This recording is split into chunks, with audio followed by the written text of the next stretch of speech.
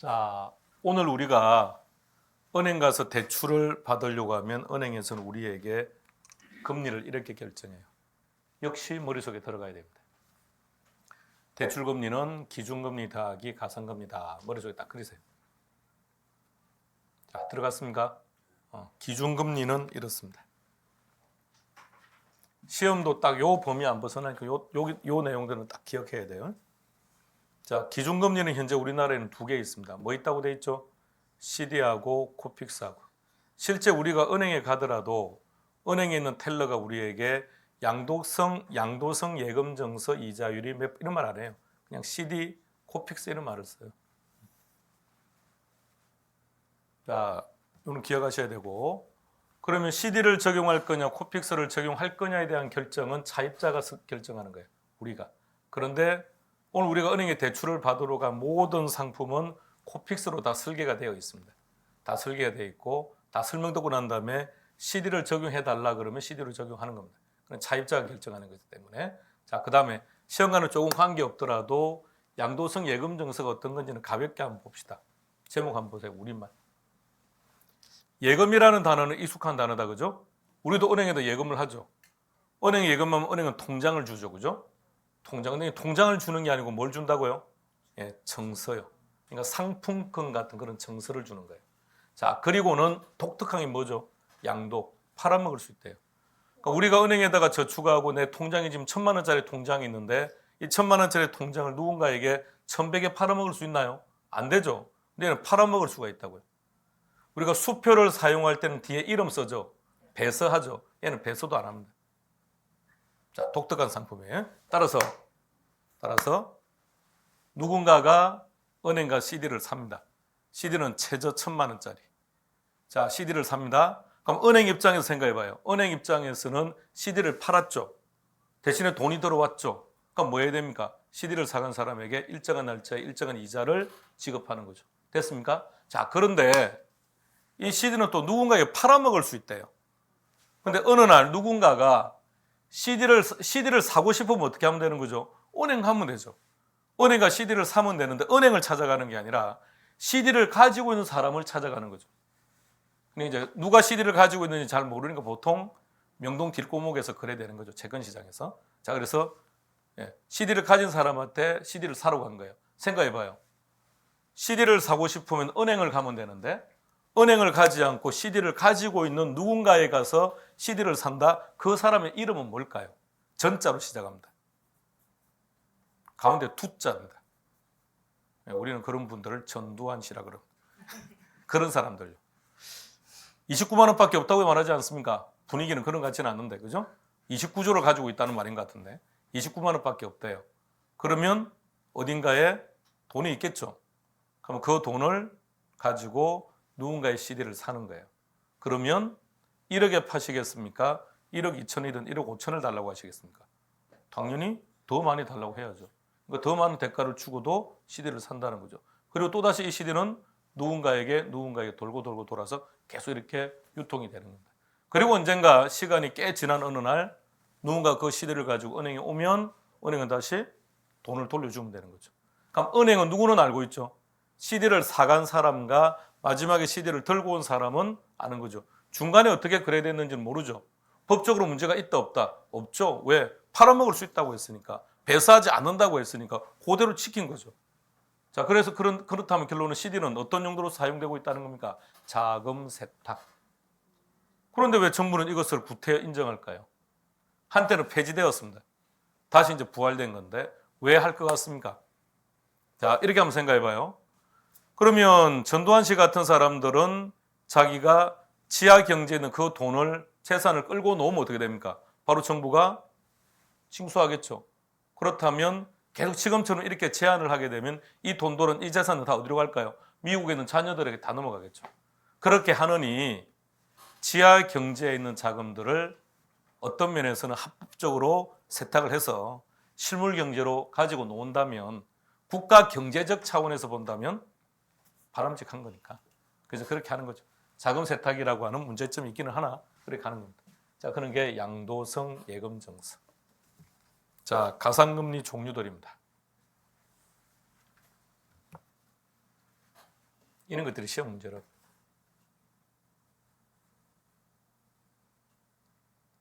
콜 금리하고 취급 준비율은 잠시 후에 자세하게 하기로 하고 나머지만 쭉 보세요. 은행이 대출 금리를 인상하는 거니까 차입자는 은행에게 종전보다 더 많은 이자를 부담한다는 거죠. 그럼 잘 봐요. 공통점이 뭔지. 은행 측 입장에서 볼 때 위험이 커진 거예요. 은행이 돈을 빌려준 그 시간 동안 예상치 못했던 인플레가 발생한다고요. 그럼 돈의 가치는 떨어지죠. 그러니까 더 많은 이자 달라 이렇게 한다는 얘기죠. 그리고 차입자 취업 상태가 불안정하거나 그 차입차가 연체 실적이 있다든지 그럼 못 받을 수도 있다는 거 아닙니까? 그러니까 당연히 금리를 올리는 거겠죠. 우대금리가 폐지되면 당연히 금리는 올라가는 것이고. 그러니까 편안하게 생각해요. 가상금리는 어떤 것이다? 은행 측 입장에서 볼 때 위험이 커졌다 이렇게 생각하시면 돼요. 그럼 다시 노란색 박스 안으로 들어가 볼까요? 대출금리가 기준금리 더하기 가상금리라고 되어 있는데 이때 대출금리는 고정금리일까요? 변동금리일까요? 변동금리입니다. 그렇다면 기준금리가 변하든 가상금리가 변하든 어딘가는 변해야죠. 변하니까 대출금리가 변동금리겠죠. 그렇다면 기준금리가 변한다, 가상금리가 변한다. 기준금리가 변합니다. 자꾸 틀리는 이유가 단어 때문에요. 기준. 뭔가 안 변한다는 어떤 뉘앙스를 풍기니까 그래 자꾸 틀리는 겁니다. 자, 앞 시간에 1교시 했었죠. 현재 기준금리가 얼마라고요? 1.25. 7월 달에는 1.5였죠. 그러니까 기준금리가 변한다고요. 기준금리가 변해서 대출금리가 변하는 변동금리 방식을 채택합니다. 3번 확인하시고요. 그러니까 오늘 우리가 다 같이 은행에 대출을 받도록 한다면 누구나 다 1.25. 근데 얘는 수시로 한 달에 한 번씩 변합니다. 업 될 수도 있고 다운 될 수도 있고 동결될 수도 있고. 자, 그런데 가상금리 한번 보세요. 뭐라고 했는지. 왜 차입자마다 다를까요? 그렇죠. 신용 상태가 다를 테니까. 근데 얘는 한 번 결정되고 나면 만기 시까지 변하지 않습니다. 그러면 언제 대출을 받는 게 좋을까요? 내 신용 상태가 제일 좋을 때. 그럼 내 신용 상태가 제일 좋을 때가 언제일까요? 퇴직 직전입니다. 맞는 얘기죠? 회사를 그만두기 직전이 내 연봉이 어쨌든 많을 테니까. 그러면 회사를 퇴사하기 직전에 두 가지를 해야 됩니다. 모든 자녀들을 강제로 결혼시킨다. 두 번째, 대출을 받는다. 그렇지 않습니까? 그때 해야지. 그게 제일 유리한 건데. 자, 이런 것들 시험 문제고요. 앞으로 계속 볼 거니까 크게 신경 쓰지 마시고요. 계속 다루게 될 것들이니까. 자, 조금만 더. 시험과는 조금 동떨어지더라도 봅시다. 한국은행의 목적이 뭐라고 했습니까? 물가 안정? 뭘 가지고 물가를 안정시킨다고요? 금리 보세요. 뭐라고 했는지.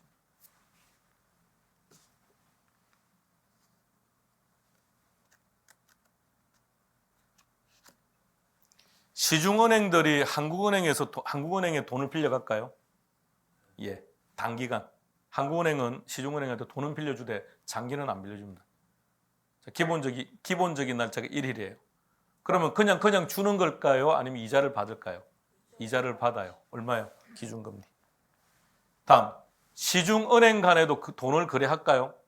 예, 그때도 이자가 있을까요? 오케이, 그게 콜금리인데 그때 기준이 되는 것도 기준금리. 그래서 기준금리는 시장금리에 나침반 부실을 한다 이런 말씀입니다.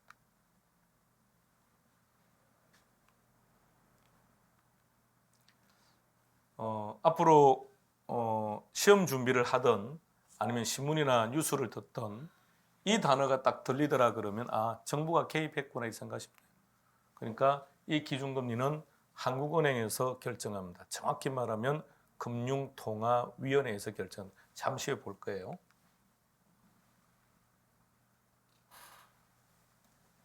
기준금리라는 용어를 사용하는 이유가 이렇답니다. 자, 기준금리입니다.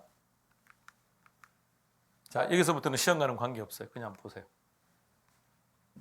시험과는 관계없으나 여러분들은 하루에 몇 번씩 뉴스를 통해서 듣게 되는 용어입니다. 뭐라고 되어 있습니까? 금융통화위원회, 보통 줄여서 금통위 이렇게 말할 거예요. 자, 구성 멤버들을 보세요. 그냥 구경하는 겁니다. 암기하는 게 아니고. 이 정도는 그냥 상식적으로 알아둡시다. 금통위가 총 몇 사람으로 구성되어 있다고요? 7인. 그 당연직에 누가 있는지 한번 보세요. 2사람인데 그중에 한 사람이 하는 총재다, 그죠? 자, 그러면 기준금리를 결정하는 날짜가 되면 기준금리는 항상 이때 결정해요. 그럼 기준금리를 결정하는 날이 되면 9시까지 다 출근을 해요. 차 마시고 이렇게 시간을 보내 10시부터 이제 본격적으로 회의에 들어가는데 하는 총재는 캐스팅 보트를 하기 때문에 이 사람이 일단 빠져요. 그럼 몇 명? 6명. 서로 논쟁하다가 어떤 사람은 동결하자 그럴 거고 어떤 이는 인상하자 인하자 싸우겠죠, 각자. 그래서 4대2가 되면 사쪽이 결정나는 거죠.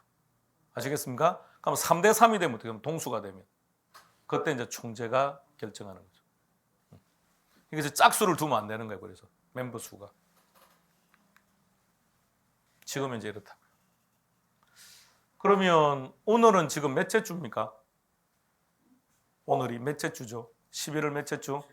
셋째 주. 날짜 가는 것도 관심 없죠? 자, 셋째 주. 그럼 이미 결정 났겠네요? 예. 그러면 이번 달에는 아무리 말 없는 거니까 동결되었다는 뜻이겠죠. 자, 우리 내기합시다. 12월 달 기준금리가 어떻게 될 건지 내기 한번 합시다. 점심 내기, 짜장면 내기. 그러니까 인하될 것 같습니까? 동결될 것 같아요? 인하. 동결. 자, 갑니다. 자, 나머지 분들은 어떻게 해야 되느냐. 자, 누가 기준금리가 어떻게 될 건지 내기를 하자 그러면 무조건 동결로 가야 돼요. 무조건 유리하니까. 아시겠습니까? 동결이 될 가능성이 절대적으로 비율상 높으니까 잘한 겁니다. 자, 인합니다. 우리 나머지 다 동결이죠, 그죠? 오케이. 그럼 이제 그때 수업 안 넣으면 안 되는데. 그럼 이제 12월 둘째 주에 이제 우리 만나는 거 갑시다. 잘 기억해놔요. 막둥이는 가계부 적어놔요. 그때 우리 점심은 아마도 근데 이렇게 한번 생각해 보세요. 자, 지극히 합리적으로 생각해 봐요. 지극히 합리적으로. 어때요? 지금 경기가 일단 어쨌든 안 좋은 거는 그죠? 객관적인 사실인 거죠. 그렇다면 이 경기를 회복시키는 차원에서 12월 기준금리를 어떻게 하는 게 좋을까요? 낮추는 게 좋은 거 아닙니까? 자, 1차적으로 기준금리를 낮추면 말입니다. 우리 가계대출 지금 1,000조가 넘어요. 근데 그 가계대출을 하신 분들이 은행에 갖다 주는 이자가 어때요? 적어지죠. 그건 다른 말로 표현하면 소득이 늘어난 거예요. 그죠? 그럼 소비는 어때요? 자동적으로 늘어나는 거예요. 그럼 경기는 좋아지는 거죠. 분명히 경기 회복에 도움이 되는 거니까 기준금리를 낮추는 것이 합리적인 거죠. 그죠? 타당한 거죠. 자, 그런데 이렇게도 한번 생각해 보세요. 기준금리를 어떻게 결정했는지는 앞서 했듯이 하는 총재가 국민들에게 알려주게 되어 있습니다. 그리고 왜 그렇게 결정했는지 아주 간단하지만 취지를 말을 해요. 그런데 기준금리를 낮추었다 그러면 국민들은 어떻게 생각하느냐면 이제 아주 똑똑해져 버렸기 때문에 앞으로 경기는 더 안 좋아지나 봐. 그리고 소비를 하는 게 아니라 오히려 소비를 줄여버린다는 얘기죠. 그러니까 지금 12월은 참 어떻게 하는 게 좋은 건지. 12월 달은 크리스마스가 있다, 그죠? 네. 생각해 보세요. 어떻게 크리스마스가 있다고 말하는데 인상이 별로 안 좋습니까? 다 뭐 절에 가십니까? 절에 가더라도 지금 위아더 월드인데 크리스마스가 되고 연말이 되시면 보통 뭐 하십니까? 크리스마스 날 연말에 그러니까 어디에서 뭘 하시냐고요? 사실대로요. 평소에 지나간 가족도 밥 먹으러 가야지. 아니요, 그것도 좋은 거죠. 예. 근데 보통 어떻게 하십니까? 술 마십니까? 다 좋은 일을 하고 계신 겁니다. 그런데 어쨌든 소득 계층이 가장 높은 소비 여력이 제일 많은 연령대는 40대, 50대죠. 근데 지금 60대까지 갑니다. 그럼 이분들은 항상 이 시기가 되면 뭐 한답니까? 집에 있다는 거 아닙니까? 집에 있는 것이고 경기 부양에 별 도움도 안 되는 10대, 20대만 맨날 싸돌아다닌다는 거 아닙니까? 그러니까 크리스마스가 되고 연말이 되면 40대, 60대 분들이 움직여야 돼요.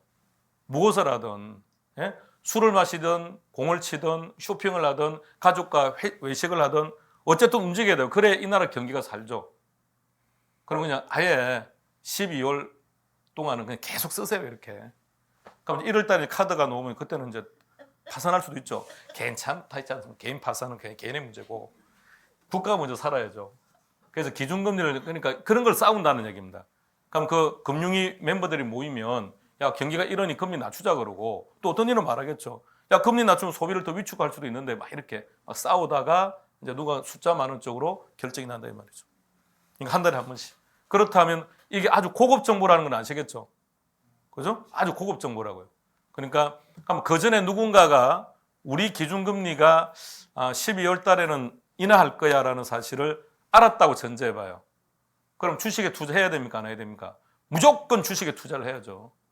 기준금리가 인하되는 그 순간 주가는 어떻게 됩니까? 상한가를 칠 테니까. 유럽 중앙은행의 금리가 인하되면 그 다음날 우리나라 주가는 급등해요. 웃기지 않습니까? 유럽 금리가 떨어졌는데 왜 우리나라 주가가 움직입니까? 이유는요. 글로벌 경제 아닌가요? 이게 우리나라만 움직이는 게 아니니까. 그러니까 그쪽에 투자된 돈들이 빠져나오죠.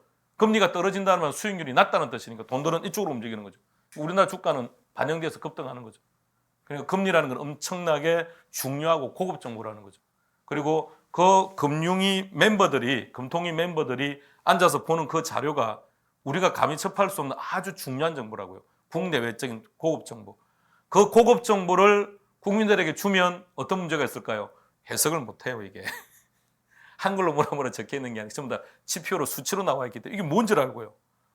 그러니까 전문가들이 보고 분석해서 논쟁하고 내린 결정을 국민들한테 알려주는 거니까 금리에 대해서는 좀 더 우리가 앞으로도 민감하게 반응하고 관심 가지고 보면 개론이 훨씬 재밌고 쉬워질 겁니다.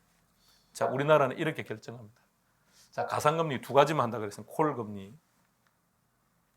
콜이라는 저 단어는 어디에서 많이 들어보셨습니까? 콜. 콜택시 말고. 콜. 오케이. 카드 할 때. 훌라칠 때 하지 않던가요? 그때는 콜이 무슨 뜻이죠? 당신의 의견을 나도 똑같이 따라가겠습니다라는 말이죠. 자, 그래서 놓은 게 콜입니다. 그림 보세요. 콜, 오케이, 이렇게. 주 거래은행이 어디입니까? 막둥이는. 응? 하나은행. 우리나라 규모가 제일 큰 데가 어디입니까? 국민. 그러면 시중은행들이 자금 상태가 여의치 못하면 국민은행한테 돈을 빌려달라고 하는 거예요. 그래서 시중은행들이 빌려주세요 그랬더니 여기서 콜 한 거예요. 자, 그런데 공짜로 주지는 않는다고요. 일정한 이자를 요구한다고. 그 이자를 그러니까 콜 금리는 시중은행 간 단기 대차 시에 발생하는 이자. 그걸 콜 금리라고 합니다. 일단 말이 좀 어려워요.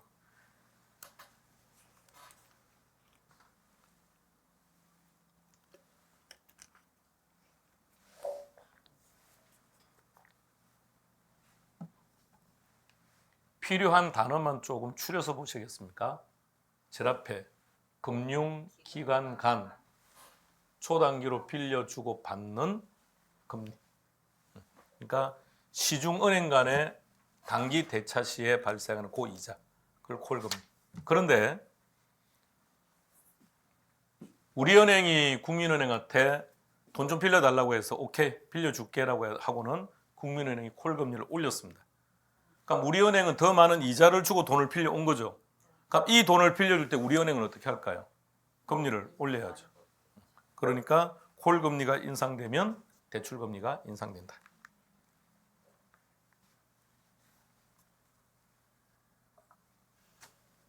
콜금리였습니다. 그러니까 시험용으로 생각하면 딱 하나만 알면 돼요. 콜금리가 인상되면 대출금리가 인상된다. 이건데 콜금리라는 표현들도 우리가 앞으로 경제신문 등에서 보게 될 테니까 이런 뜻이구나. 시중은행들이 거래하면서 그네들끼리 이자를 올렸구나 이렇게. 지급준비율. 단어 그대로 해석해봐요. 지급하기 위해서 준비해 놓는 그 돈의 비율. 지급준비금. 줄여서 지중금 이렇게 많이 들을 거예요. 그럼 저는 줄여 지준율. 그 지중금의 비율을 지준율이라고 하는데 그림만 한번 보시죠.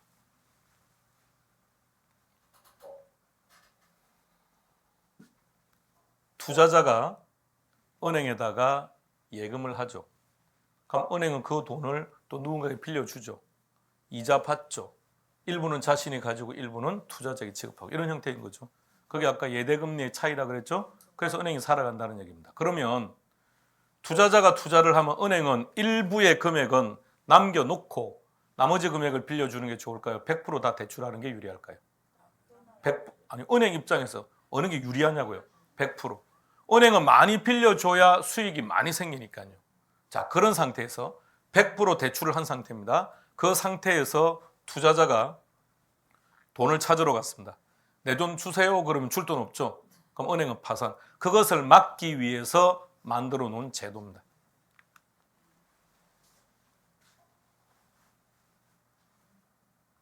그럼 그것은 누가 결정하느냐? 역시 앞서 봤던 한국은행 금융통화위원회에서 결정하는 거예요. 자, 그래서 만약 한국은행이 총 예금된 금액의 5%는 금고안에 보관하고 나머지만 이용하라고 하면 은행은 그 돈을 금고에 보관할까요? 대출할까요? 대출하겠죠. 그래서 무조건 지급 준비율만큼의 돈은 한국은행에다가 맡겨놔야 돼요. 무조건 한국은행이. 그래야 사용을 못하게 하는 거죠. 그래서 만약 잘못되면 한국은행이 정부가 책임을 지는 거죠. 그렇다면 제주도에는 한국은행이 있다 없다? 부산에는 있다 없다? 그렇죠. 있어야 되겠죠. 우선 맨날 그 돈 가지고 어떻게 올라올 겁니까? 그래서 막 지역마다 지점들을 두고 있는 이유입니다. 자, 그럼 다시 봅시다. 그럼 이거 하나 더 확인하고요.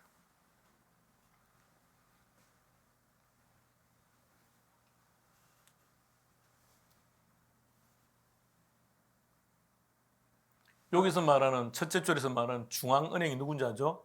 한국은행을 그렇게 말해요. 한국은행을 중앙은행 이렇게 말하죠. 그러니까 우리가 유럽은행을 가지고 한국은행 할 수는 없는 거 아닙니까? 그러니까 유럽의 중앙은행, 미국의 중앙은행 이렇게 말하는 거예요. 둘째 줄에 고객 보호 차원에서 하는 것은 당연히 알겠는데 셋째 줄에 금융 정책 수단으로 사용된다는 말을 쓰기로 했습니다. 그럼 이렇게 생각해 봐요. 한은에서 지급 준비를 올렸습니다. 지급 준비를 올리면 시중에 돈이 많아집니까? 적어집니까? 적어지겠죠. 왜 적어집니까? 한국은행으로 들어가는 돈이 많아져 버렸으니까. 그럼 시중에 돈은 그만큼 적어지는 거죠. 그럼 물가 안정에 기여하겠죠. 그럼 정부가 돈을 풀고 싶대요. 그러면요, 지급 준비를 낮춰버리면 돈이 그만큼 많이 풀리겠죠. 돈을 푸는 게 롯데타워에 올라 돈을 뿌리는 거 아니지 않습니까? 금리를 조정하면서 돈을 푸는 거니까. 자, 그러면 지급 준비율을 인상했다고 생각해봐요. 지급 준비율을 인상하면 시중에 돈은 그만큼 적어지죠. 그러면 돈이 적은 상태인데, 그러니까 은행 입장에서는 빌려줄 수 있는 돈이 적어진 상태인데 대출을 받으려고 은행을 가면 수요자는 많고 공급은 부족하고 그럼 금리는 올라간다. 그래서 지급 준비율이 인상되면 대출 금리가 올라가는 겁니다.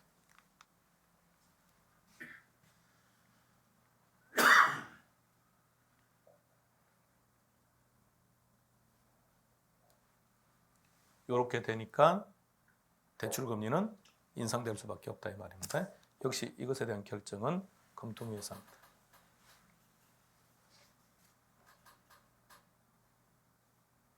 지급 준비율이라든지 콜 금리 이런 거 처음 들어봅니까? 거짓말하면 큰일 납니다. 학력고사 세대들은 고딩 때 다 했습니다. 그 정치 경제 시간에 그때 경제 파트를 다 했고 수능 세대들은 이제 사탐에서 이제 경제 선택을 안 했다면 이제 들어보지 못했던 용어들인데 중딩 때도 하기는 하는데 중딩 때는 다 하는데 중딩 때는 이런 표현들을 사용하지는 않으니까요. 막동이는 태어나 처음 듣는 용어죠. 똑똑해지는 자신을 지금 경험하고 있는 거예요. 자, 문제 한번 풀어봅시다. 어떤 문제들이 나오는지.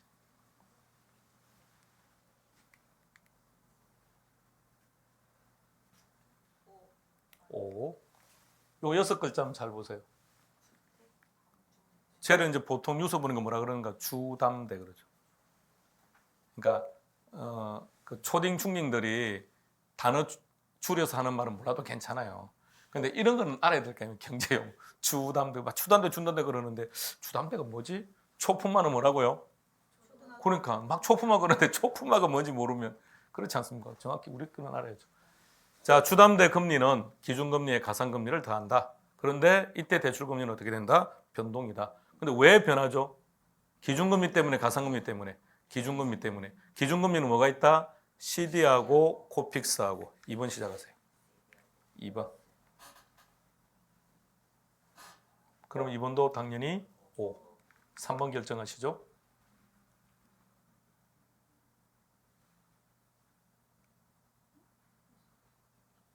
3번은 고민 안 해도 될 것 같은데요.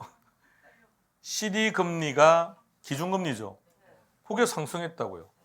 그럼 주담대 금리는 당연히 상승해야죠. 그러니까 반대로 하락했다 그랬으니까 X. 자, 4번 지문은 그냥 보는 겁니다. 옳은 지문입니다. 옳은 지문인데 왜 저 시기에 문제가 출제되느냐? 저때 만들어진 제도라서 그래요. 앞으로 시험에 나올 가능성은 없는 거고.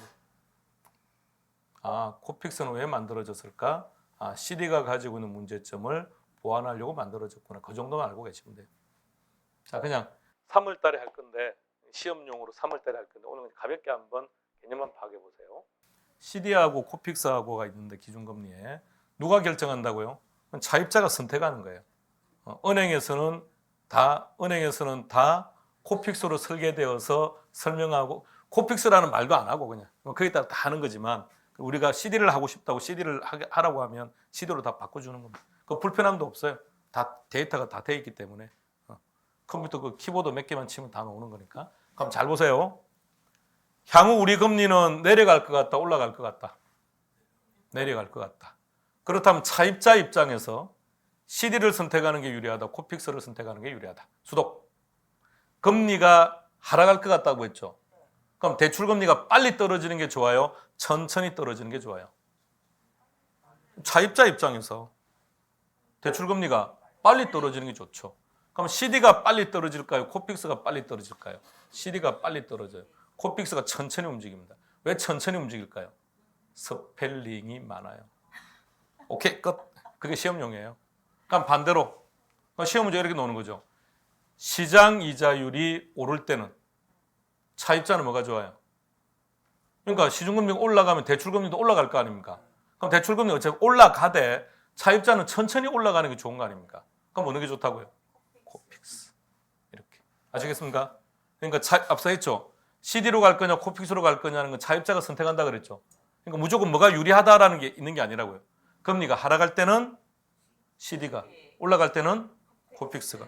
그 정도 멘트는 나의 고객에게 한마디 해주면 그 고객이 아, 이분은 전문가인가 봐 하고 계약서에 도장 찍을 가능성이 높지 않겠습니까? 또 반대로 말했다가 엉망진창 되면 안 되고. 그럼 이제 우리 시험 이제 거기 이제 시험용으로 나오는 거고. 자, 문제 하나 더 풀어보시죠.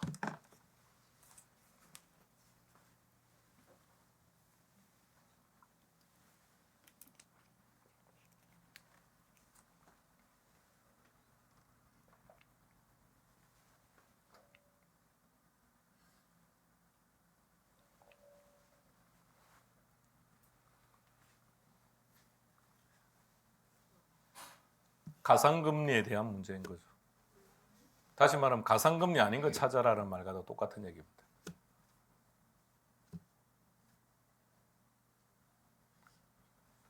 은행이 대출을 했는데 은행이 돈을 빌려주면서 이자는 빌려주는 시점에 은행이 이자를 결정합니까? 훗날 갚을 때 결정합니까?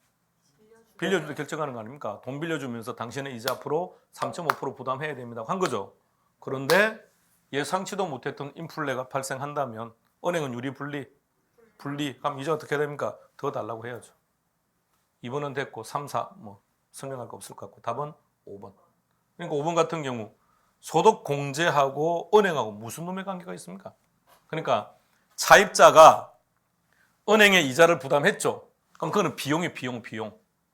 그런데 그 비용 중에서 얼마까지 소득 공제를 해줄 거냐라고 하는 것은 그건 차입자의 문제인 거지 은행하고 관계없는 거죠. 그건 답은 5번. 그래서 이 문제를 만났을 때 틀리신 분들의 공통점 경제적인 문제예요. 그러니까 경제적 개념만 알면 쉽게 답 찾죠. 이 소득 공제라는 것은 늘 쓰는 표현들인데 이것만 알면 쉽게 판단할 수 있는 문제죠. 답은 5번. 이런 것들이 시험 문제입니다. 그러니까 안 그러면 편안하게 앞서 그 가상금리 종류 있었죠. 그거만 알고 있으면 되죠. 거기에 없는 거는 뭐 5번밖에 없어. 답은 5번. 자, 힐링하세요. 여기는 어딘 것 같습니까?